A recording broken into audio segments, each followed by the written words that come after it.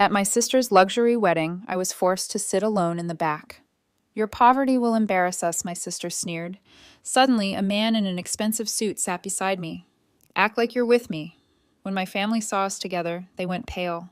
The invitation arrived in a cream envelope so thick it felt like cardboard. My sister Vanessa's wedding was going to be the event of the season, at least according to the embossed gold lettering that spelled out the details. The Rosewood Estate, black tie required. No plus ones unless explicitly stated. Mine didn't include a plus one. I held that invitation for a long time, sitting in my cramped studio apartment with its leaking ceiling and temperamental radiator. The contrast wasn't lost on me. Vanessa had always landed on her feet ever since we were kids. She married rich the first time at 23, divorced richer at 26, and now at 31, she was marrying a tech executive whose net worth had more zeros than I wanted to count, me. I was 28 and still trying to figure out how to make my freelance writing career cover rent without having to choose between groceries and electricity. We'd grown up in the same house, share the same parents, but somewhere along the way, our paths had diverged so dramatically that we might as well have been strangers. The weeks leading up to the wedding were filled with group texts I was included in but never really part of. Vanessa's friends discussing their designer gowns, the bridesmaids comparing notes on their hair appointments at salons I couldn't afford to walk past. My mother chimed in occasionally, always with comments about how perfect everything was going to be, how this wedding would cement Vanessa's place in high society. I sent a simple message saying I was looking forward to it. Nobody responded. 3 days before the wedding, my phone rang. It was Vanessa, which surprised me because we hadn't actually spoken in months. "Stacy, we need to talk about seating arrangements," she said without preamble. "Okay," I replied, setting down the article I'd been editing. "You're going to be at table 17. It's in the back, near the kitchen. I need you to understand that this isn't personal, but Marcus and I have a certain image to maintain. His family is very prominent, and a lot of important people will be there. Business contacts, potential investors. You understand?" I didn't understand, but I said nothing. "Also, I need you to dress appropriately. Nothing too flashy, nothing that draws attention. Simple and understated. Can you do that for me? It's black tie. Vanessa, I'll wear a black dress." "Good. And Stacy, please don't mention your living situation to anyone. If people ask what you do, just say you're a writer and leave it at that. Don't elaborate. Your poverty will embarrass us." The line went dead before I could respond. I sat there staring at my phone, her words echoing in my head. Your poverty will embarrass us. Not your situation or your circumstances. Poverty, like I was some kind of Victorian street urchin who had wandered into their perfect lives by mistake. The dress I wore to the wedding cost $45 from a consignment store. It was simple, black, and fit well enough. I did my own hair and makeup, spending an hour trying to look presentable enough to exist in the same room as my sister without causing her shame. The Uber to the venue cost more than the dress, but I'd saved up for it. The Rosewood Estate was everything the invitation had promised. Manicured gardens, a fountain that looked like it belonged at Versailles, and a mansion that could have housed 50 families. Valleys and crisp uniforms took keys from guests arriving in cars that cost more than I'd make in 5 years. I walked from where my Uber dropped me off, clutching my small purse and trying not to feel like an imposter. Inside, the ballroom was transformed into something from a fairy tale. Crystal chandeliers, white roses everywhere, silk draping the walls.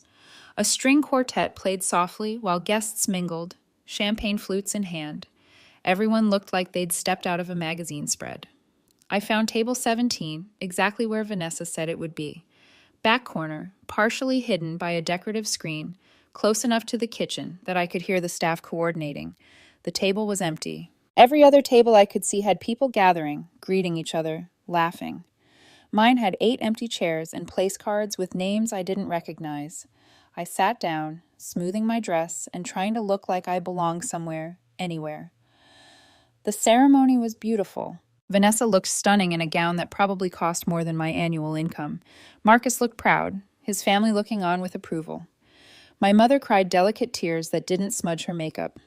My father stood tall, chest puffed out like he'd personally orchestrated this union with the upper class. I watched from my seat and felt nothing but a hollow ache. The reception began with cocktails. I stayed at my table watching people mingle. Occasionally, someone would glance my way, see me sitting alone, and quickly look away. I was the odd piece that didn't fit the puzzle. My mother found me about 30 minutes in. "Stacy, why are you sitting here alone? Go mingle, meet people. This is my assigned seat, Mom." She waved her hand dismissively. "Well, you could at least try to look like you're having fun. People will think something's wrong. And for God's sake, smile. You look miserable." She left before I could point out that I was sitting alone at a table in the back corner while everyone else enjoyed the party. How exactly was I supposed to mingle? The dinner service began. Slowly, painfully, slowly, people filtered to my table. 3 middle-aged couples I'd never met, clearly friends of Marcus's parents. They nodded politely at me, introduced themselves, and then spent the entire meal talking amongst themselves about country clubs and vacation homes in Aspen. I might as well have been invisible. Between courses, I watched my family at the head table. Vanessa held court like a queen, laughing and touching Marcus's arm affectionately. My parents flanked them, basking in reflected glory. They looked happy. They looked like they belonged in this world of wealth and privilege. I wondered when I became the family embarrassment they had to hide. "Is this seat taken?" The voice startled me out of my thoughts. I looked up to find a man standing beside the empty chair next to mine.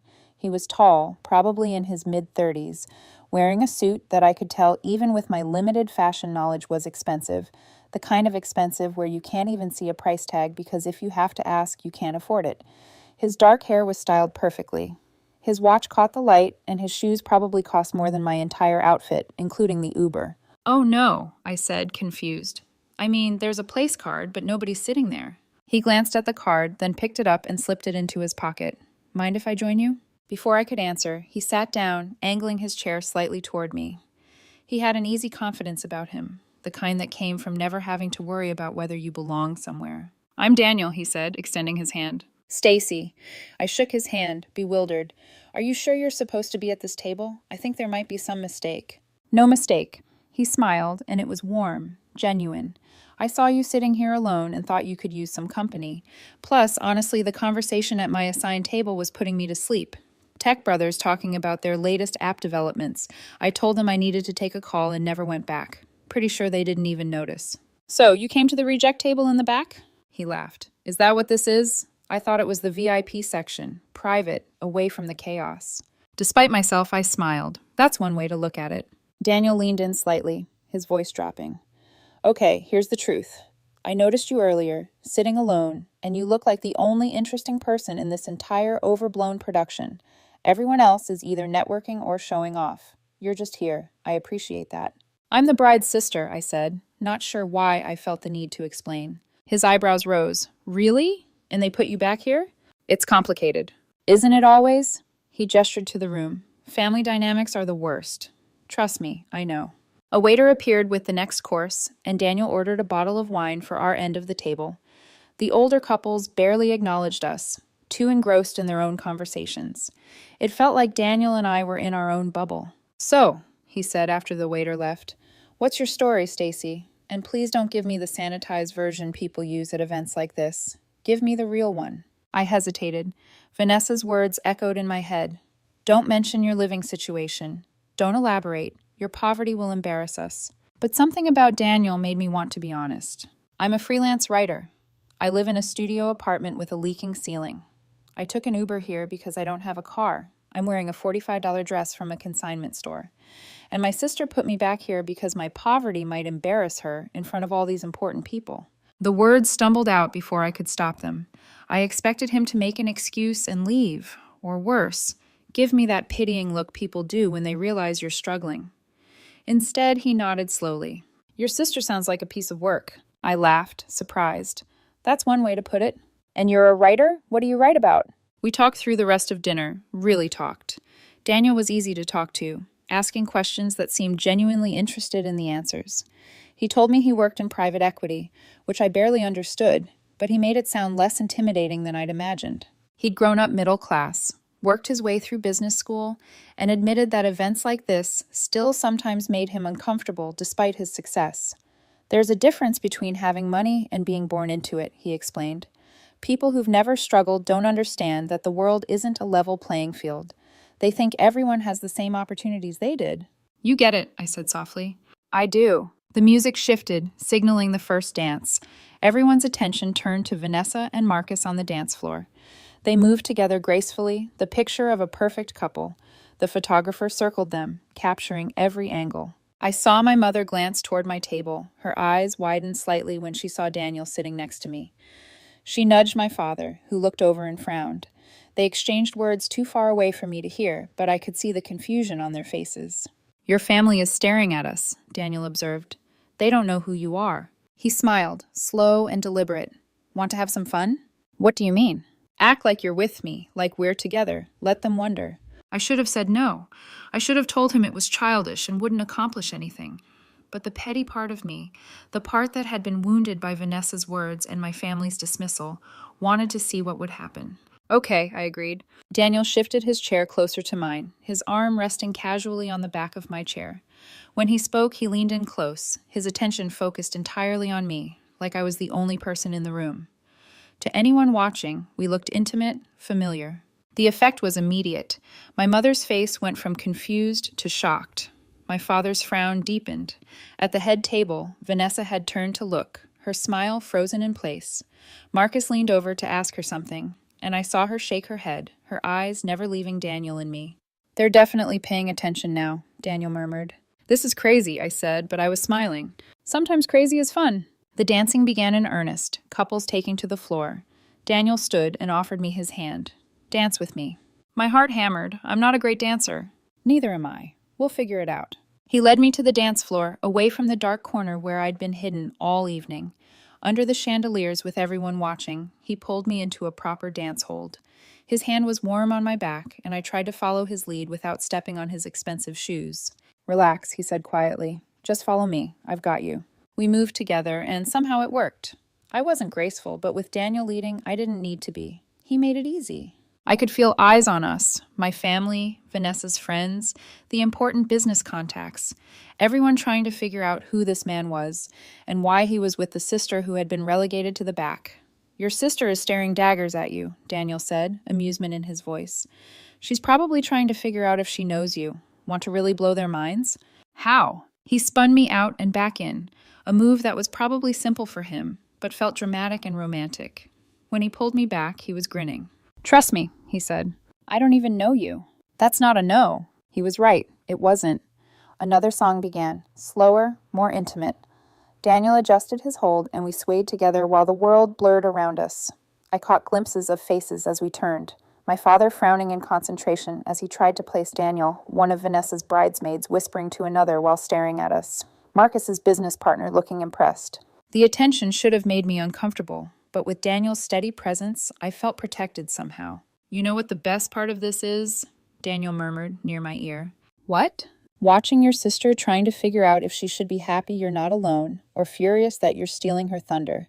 I glanced toward the head table. Vanessa was indeed watching us, her expression unreadable. Marcus was saying something to her, but she wasn't listening. Her eyes tracked our movement across the floor with laser focus. I think she's going with furious, I observed. Good. She deserves to squirm a little after what she said to you. The song ended, and before we could leave the dance floor, my mother appeared, her smile tight and forced. Stacy, darling, why don't you introduce me to your friend? Mom, this is Daniel. Daniel, my mother, Patricia. Lovely to meet you, Mrs. Henderson, Daniel said smoothly, shaking her hand. His manners were impeccable, his tone respectful, but not obsequious. Are you a friend of Stacy's? My mother's eyes scanned him, taking in every detail of his expensive suit and watch. I am now, Daniel replied. We met here tonight, actually. I have to say, you raised a fascinating daughter. She's been telling me about her writing career. Very impressive. My mother blinked, clearly thrown. Oh, yes, Stacy's writing. How do you know Marcus and Vanessa?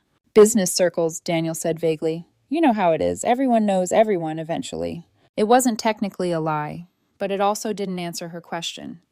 My mother nodded like she understood, though I could see she was filing this information away to investigate later. Vanessa appeared at my mother's elbow, Marcus trailing behind her. Up close, her wedding makeup was flawless, her dress stunning. She looked like a princess from a storybook, but her eyes, when she looked at me, were cold. Stacy, I see you've made a friend. Vanessa said, her voice honey-sweet and fake.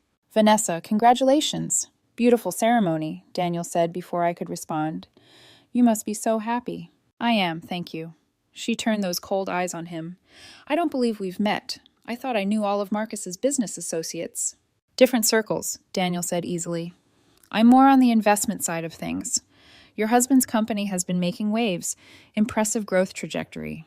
Marcus perked up at that, launching into a discussion about his company's latest funding round.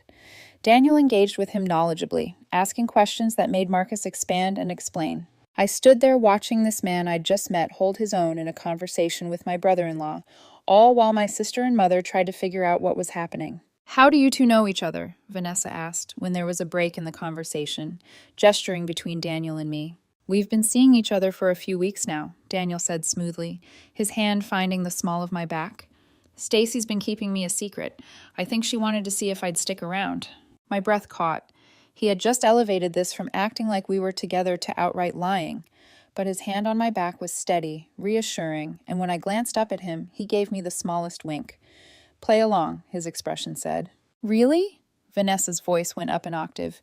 Stacy, you didn't mention you were seeing anyone. It's new, I managed to say. I wanted to keep it private. How did you two meet? My mother asked, her investigative instincts kicking in. Coffee shop, Daniel said. Classic story. She was writing, completely in her own world.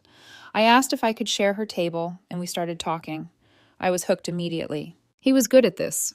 Too good. The story sounded plausible, sweet even. Vanessa's expression had shifted from cold to calculating. I could see her trying to figure out how this changed things, how my suddenly having a wealthy boyfriend affected her perfect day. Well, this is unexpected, she said finally. I wish you'd told me, Stacy. I would have made sure you had better seats. The seats were fine, Daniel said. Gave us a chance to talk without interruptions. Plus, the view from back there is actually quite good. You can see everything. Still, family should sit with family, my mother interjected, already trying to rewrite history. It's not a big deal, Mom, I said, finding my voice. Really? More guests were approaching to congratulate Vanessa, and she was forced to turn her attention to them. But she kept glancing back at Daniel and me, like we were a puzzle she couldn't solve. My father found us next, introducing himself with a firm handshake and the slightly aggressive friendliness he used when sizing up men. Daniel handled it perfectly, answering questions about his work without being boastful, showing respect without being deferential. What kind of investment firm? My father asked. Private equity. We focus primarily on tech startups and sustainable energy companies. My father's eyes lit up. Money talked, and Daniel was speaking his language. Must be doing well given the market right now. We've been fortunate, Daniel replied. Right place, right time, and a good team. They talked for several minutes while I stood there, feeling like a spectator in my own life. When my father finally excused himself, Daniel turned to me with a grin. Your father's intense. He likes you. That's his version of friendly. Good to know. He glanced around the ballroom. Want to get some air? It's getting stuffy in here. We slipped out to the terrace, leaving the noise and spectacle behind. The night air was cool, and I could finally breathe properly. The garden stretched out before us, lit with carefully placed lights that made everything look magical. Thank you, I said quietly, for doing this. You didn't have to. Daniel leaned against the railing, looking out at the gardens. Can I tell you something? I came to this wedding as a favor to a business associate. I didn't know anyone, and I was dreading the whole thing. Sitting at my assigned table, listening to tech brothers compare their Tesla models, was my idea of hell. Then I saw you sitting alone, looking like you wanted to be anywhere else, and I thought, there's someone who gets it. Gets what? That all of this, he gestured back toward the ballroom, is performance. Everyone playing roles, trying to impress each other. You weren't playing. You were just existing, and that was refreshing. Or maybe I just don't know how to play the game. Maybe that's better. We stood in comfortable silence for a moment. Music drifted from inside, along with laughter and conversation. I should probably confess something, Daniel said. When I said we should act like we're together, I wasn't entirely selfless.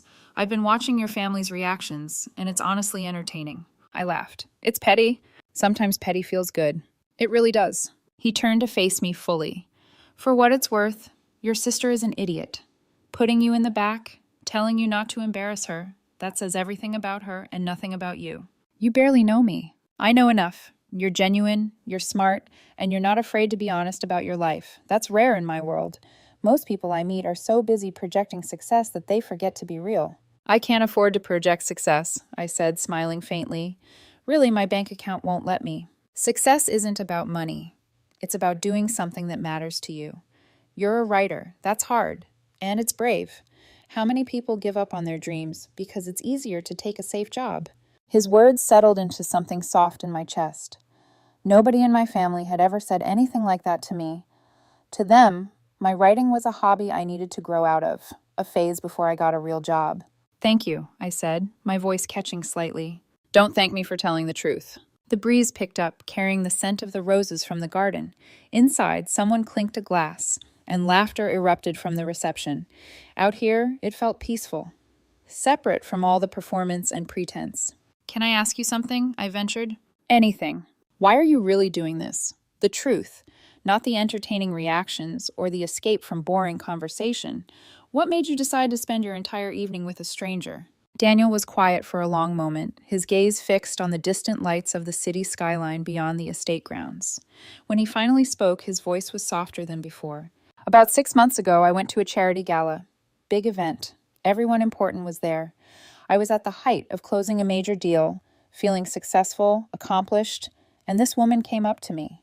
Beautiful, sophisticated, said all the right things. We dated for 3 months. He exhaled. Then I overheard her on the phone telling her friend that she was only with me because of my connections and my money. Said I was boring but useful. Daniel, I'm sorry. He shook his head. Don't be. It taught me something valuable. Most people in my world are transactional. Everything's about what you can do for them, how you can advance their position.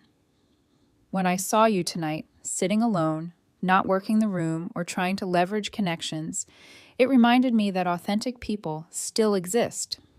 You weren't putting on a show. You were just being hurt and honest about it. So I'm your antidote to fake people? Maybe. Or maybe I just recognize someone who knows what it's like to be underestimated. The vulnerability in his admission caught me off guard. This successful man in his expensive suit had his own wounds, his own reasons for needing tonight to be something real, even if it started as pretend. Thank you for trusting me with that, I said quietly. Thank you for being trustworthy. We went back inside eventually. The party was in full swing. People dancing, drinking, celebrating, but something had shifted. When I walked through the ballroom with Daniel at my side, people looked at me differently. My family looked at me differently. Vanessa found me again near the end of the reception, her makeup slightly smudged now, her perfect composure slipping. We need to talk, she said, pulling me away from Daniel toward a quiet alcove. What's wrong? What's wrong, Stacy? You show up here in some cheap dress. I put you in the back so you won't be noticed. And then you mysteriously have this wealthy boyfriend who everyone's talking about. What are you trying to do? I'm not trying to do anything, Vanessa. You're the one who hid me in the back because you were ashamed of me. I wasn't ashamed. I was being practical. You don't understand the kind of pressure I'm under. The expectations Marcus's family has. This wedding had to be perfect, and you would have ruined it. She looked away. You don't fit in this world, Stacy. You never have. I was trying to protect you from feeling out of place? By making sure I was out of place? By telling me my poverty would embarrass you? I didn't mean it like that. How did you mean it? She didn't have an answer.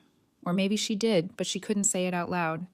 The truth was that Vanessa had always seen me as less than, as the sister who didn't measure up. And tonight, when I'd shown up with someone who made her question that narrative, it had thrown her entire worldview off balance. Is he real? She asked finally. Daniel, are you really together, or is this some kind of game? I could have told her the truth, that Daniel and I had met tonight, that we'd manufactured this entire thing to mess with her. But looking at her face, seeing the genuine confusion and frustration, I realized something. It didn't matter. Whether Daniel and I were real or fake, whether we stayed in touch after tonight or never spoke again, the point had been made. I wasn't the embarrassment she'd tried to hide. I was worthy of respect and attention regardless of my bank account. Does it matter? I asked. Of course it matters. You're my sister.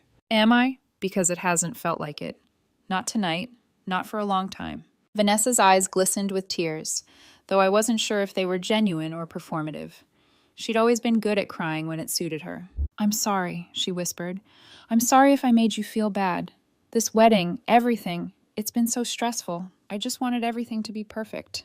It was perfect, Vanessa. You got your fairy tale. Congratulations. I left her standing there and went back to Daniel. He was chatting with Marcus, but he looked relieved when I appeared. "Ready to go?" he asked. "More than ready." We said our goodbyes, Daniel collecting business cards from several people who wanted to continue the conversation about investment opportunities. My parents hugged me goodbye, my mother holding on a bit longer than usual, whispering, "Bring him to dinner soon. We'd love to get to know him better." I promised nothing. Outside, Daniel's car turned out to be a sleek black sedan that probably cost more than I'd make in a decade. He opened the door for me, and I slid into leather seats that felt like butter. "I can call an Uber," I said. "You don't have to drive me home." "Stacy, I'm not going to let you Uber home at midnight. What kind of fake boyfriend would I be?" I laughed, some of the tension leaving my shoulders. A pretty terrible one, I guess. He drove through the dark streets, the city lights blurring past. I gave him my address, and if he had any thoughts about my neighborhood or the building with its chipped paint and broken security lock, he didn't show it. When we pulled up outside, he put the car in park and turned to face me. "Thank you for tonight," he said. "I know I kind of ambushed you with the whole fake relationship thing, but you played along perfectly. Your family's faces were priceless. Thank you for doing it. You didn't have to be nice to me or sit with me or any of it, but you did, and it meant more than you probably know." "Maybe we could do it again sometime," he said, without the fake relationship part, just as two people who get coffee and talk. My heart skipped. "Really?" "Really." He pulled out his phone. "Can I get your number?" I gave it to him, watching as he saved it. This man, this successful, charming man who had just spent hours pretending to be my boyfriend to mess with my family, wanted to see me again. "I'll text you," he promised. "And Stacy, don't let anyone make you feel less than you are. You're worth more than they see." I got out of the car feeling lighter than I had in months. As I climbed the stairs to my studio apartment with its leaking ceiling and temperamental radiator, I didn't feel ashamed. I felt proud. My phone buzzed as I unlocked my door. A text from an unknown number. "Made it home safely. Daniel." I smiled and typed back, "Safe and sound. Thank you again for everything." His response came quickly. "Coffee this week. For real this time." I'd like that. I fell asleep that night thinking about everything that had happened, the wedding, my sister's cruelty, my family's shock, and Daniel's unexpected kindness. But mostly, I thought about the fact that, for the first time in a long time, I felt seen. 3 days later, Daniel texted me an address for a coffee shop. I showed up nervous, half expecting him not to be there, for this to have all been some elaborate joke. But he was there, sitting at a corner table with 2 coffees already ordered. He smiled when he saw me, and it was the same genuine smile from the wedding. "Hi," I said, sliding into the seat across from him. "Hi yourself." He pushed one of the coffees toward me. "I got you a latte. Hope that's okay." "It's perfect." We talked for 3 hours, about writing, about his work, about our families and our childhoods. He told me about growing up with parents who'd struggled to make ends meet, about working 2 jobs through college, about the guilt that sometimes came with success when you remembered where you came from. I told him about Vanessa, about always feeling like the lesser sister, about the day I decided to pursue writing even though it meant financial instability. "You're brave," he said, "braver than you give yourself credit for." "I don't feel brave. I feel like I'm barely holding on most days." That's what brave is, holding on when it would be easier to let go. Coffee turned into lunch. Lunch turned into a walk through the park. By the time he dropped me off at my apartment again, the sun was setting. "Can I see you again?" he asked. Yes. Over the following weeks, we fell into a pattern. Coffee dates, dinners at places I couldn't afford, but he insisted on paying for, long walks where we talked about everything and nothing.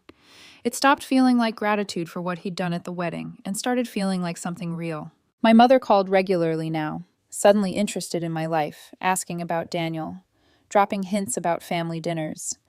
I ignored most of them. Vanessa called once, 3 weeks after the wedding. She was back from her honeymoon, and she wanted to talk. "I've been thinking about what you said," she began. "About not feeling like my sister. You were right. I've been awful to you, and I'm sorry." "Okay," I said, unsure where this was going. "I was jealous, Mayu," she admitted. "Of you. You're out there doing what you love, even though it's hard. You're not afraid to be yourself. I spent so much time trying to fit into Marcus's world, trying to be perfect, that I forgot how to be real. And when I saw you at the wedding with Daniel, looking happy and genuine, I realized I've been playing a role for so long, I don't know who I am anymore." It was the most honest she'd been with me in years. I don't know what to say, I admitted. You don't have to say anything. I just wanted you to know that I see you now, really see you. And I'm proud of you, Stacy. I should have said that a long time ago. We didn't magically become close after that conversation. Years of distance and hurt didn't evaporate overnight, but it was a start. 6 months after the wedding, Daniel and I were still together. It had stopped being fake the moment he'd asked for my number, though neither of us had said it out loud until one night when he admitted, I knew at the wedding. When you told me the truth about your life, when you didn't pretend to be something you weren't, I knew I wanted to know you better. Even though I was wearing a $40 dress? Especially because of that. It meant you were real. My studio apartment wasn't leaking anymore. Daniel had insisted on paying for repairs when he'd seen the water damage, and while I'd protested at first, I eventually accepted. Not because I needed rescuing, but because letting people help you isn't weakness. My landlord had been shocked when a professional crew showed up with a check already written. The ceiling was fixed, the walls repainted, and for the first time in 2 years, I didn't have to strategically place buckets when it rained. The repair crew had found other issues too. Faulty wiring, a window frame that needed replacing, pipes that were on the verge of bursting. Daniel had handled it all, and when I tried to argue about the cost, he'd simply said, let me do this. Not because you need saving, but because I care about you. And I can help. There's a difference. He was right. There was a difference. My writing career had picked up too. With Daniel's encouragement, I'd started pitching to bigger publications, believing I had something worth saying. I'd landed 3 major assignments, and my bank account finally had a buffer instead of constantly hovering near zero. I was still struggling sometimes. Success didn't happen overnight, and I had moments of doubt. But I wasn't alone anymore. Vanessa and I had coffee occasionally. She was in therapy, working through her own issues with perfectionism and self-worth. Marcus was supportive, which surprised me. Maybe he wasn't as bad as I thought. Maybe I judged him based on Vanessa's treatment of me, rather than who he actually was. My parents were trying too. They still didn't fully understand my choices, but they'd stopped pressuring me to get a real job. Having Daniel in my life had somehow validated my existence to them, which bothered me, but I chose not to dwell on it. One evening, Daniel and I were at his apartment, a penthouse with floor-to-ceiling windows overlooking the city. We were cooking dinner together, something we'd started doing regularly. He was telling me about a difficult negotiation at work when he stopped mid-sentence. I need to tell you something, he said. My heart dropped. Okay? That night at the wedding, when I sat down next to you, it wasn't entirely random. I'd been watching you for a while, and I couldn't figure you out. Everyone else was networking, socializing, performing. You were just sitting there, looking lost and sad and beautiful. I wanted to know your story, so it wasn't entirely chivalrous. It was about 70% wanting to mess with your sister and 30% being attracted to you, he admitted with a grin. Only 30%? Okay, maybe 50-50, but the point is, I'm glad I did it. I'm glad I sat down at that table because finding you was the best thing that's happened to me in a long time. He kissed me then, and I kissed him back, thinking about how strange life was, how one night, one decision to play along with a stranger's scheme had changed everything. My sister's wedding had been designed to showcase her perfect life. She tried to hide me, to minimize my presence because I didn't fit her narrative. But in trying to hide me, she'd inadvertently given me the greatest gift. She'd put me in a position to meet someone who saw my worth exactly as I was. The irony wasn't lost on me. Late that night, lying next to Daniel in his expensive bed with its high thread count sheets, I thought about that cream-colored invitation and how nervous I'd been to attend. I thought about sitting alone at table 17, feeling invisible and unwanted. What are you thinking about? Daniel asked sleepily. That sometimes the worst moments lead to the best outcomes. Deep thoughts for midnight. I'm a writer. Deep thoughts are my specialty. He laughed and pulled me closer. That they are. I never thanked Vanessa for putting me in the back of her wedding reception. I never told her that her cruelty had accidentally given me something wonderful. Some things didn't need to be said. But sometimes when my phone rang and I saw her name, I'd smile and think about how life had a funny way of working out. She tried to hide me away, and instead she put me exactly where I needed to be.